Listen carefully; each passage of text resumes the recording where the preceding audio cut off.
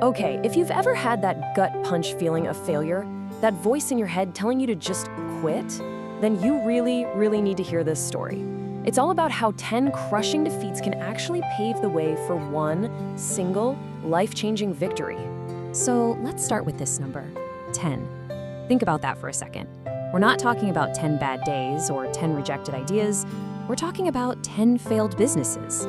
10 times an entrepreneur poured their heart, their soul, their money into something just to watch it completely fall apart. That's pretty much a decade of defeat. And you know, this wasn't just him fighting his own doubts. After failing 10 times in a row, everyone around him, we're talking friends, family, even mentors, they were all saying the same thing.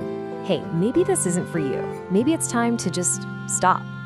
That kind of external pressure, that noise, it can be absolutely deafening. But he didn't stop. And this, right here, is where the journey gets really tough. It was like climbing a mountain of setbacks, just one brutal failure at a time. So, you've got attempt number 1. He launches a business, he's full of all that initial hope and energy that we all have, and it fails. Okay, you know what? That happens. You dust yourself off, you try to learn something, and you get back up.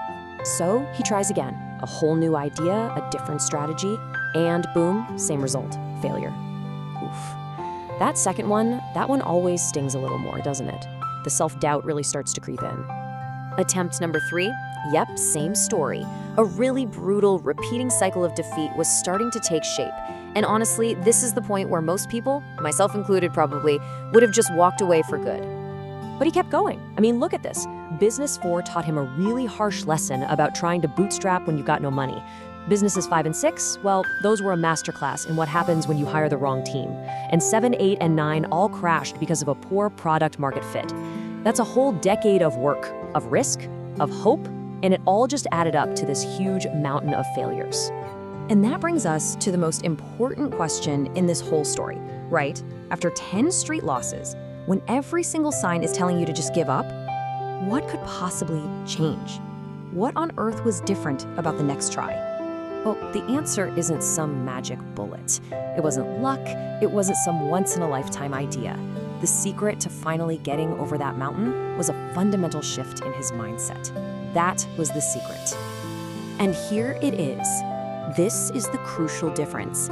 He didn't just endure the failures, he actively mined them for every little piece of insight he could find.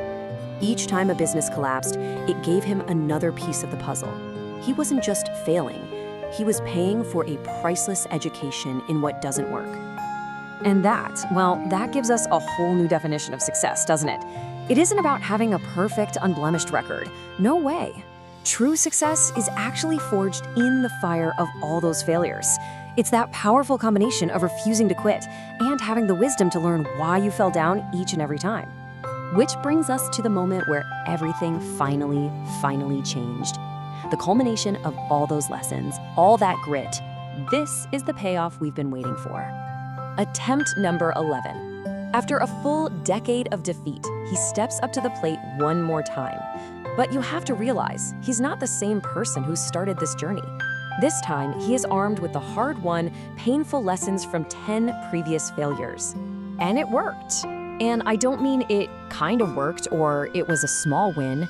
No, this was a massive, life-altering success. This was a true, undeniable victory. This chart just shows it perfectly. Look at this. Along the bottom, you have the attempts, and on the side, you have the scale of the outcome. You see those 10 little bars? Those are the failures. They look small, but they were the foundation. And then, look at the 11th attempt. It just towers over everything else. The payoff for all that learning wasn't just a win, it was a monumental success. Just let this quote sink in for a minute. Success doesn't come fast, it comes after you refuse to quit.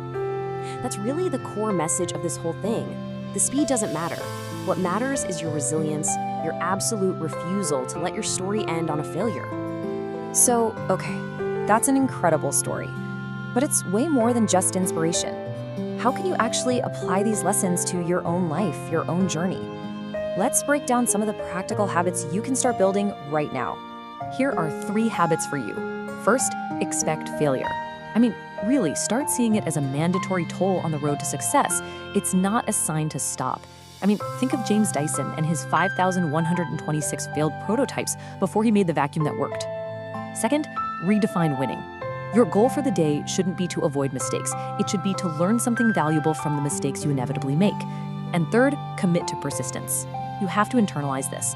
The only way you truly fail is if you make the decision to stop trying. You know, every founder, every creator has that nagging worry in the back of their head. What if I fail and I lose everything? It's a real fear. But this story teaches us to reframe that completely. The reality is this. Each failure is like a tuition payment for the education you absolutely need to achieve your final massive success. It's not a loss, it's an investment in yourself. So I'm gonna leave you with this final thought.